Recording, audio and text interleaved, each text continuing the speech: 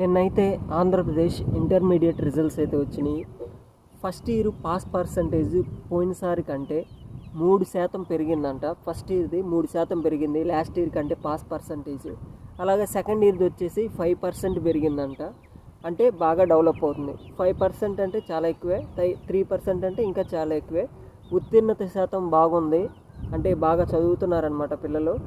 అలాగే ఫస్ట్ ప్లేస్లో వచ్చేసేసి కృష్ణా ఉంది, గుంటూరు జిల్లా, అలాగే ఎన్టీఆర్ జిల్లా. వరుసన ఈ 3 జిల్లాలు అయితే టాప్ 3లో ఉన్నాయి. ఇంకా తర్వాత లాస్ట్ నుంచి వచ్చేసి అల్లూరి సీతారామరాజు జిల్లా, అనకాపల్లి ఇవి ఉన్నాయి అన్నమాట.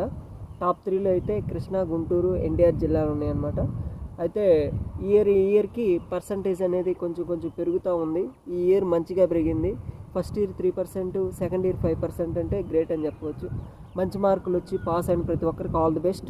పాస్ కానోళ్ళు బెటర్ లక్ నెక్స్ట్.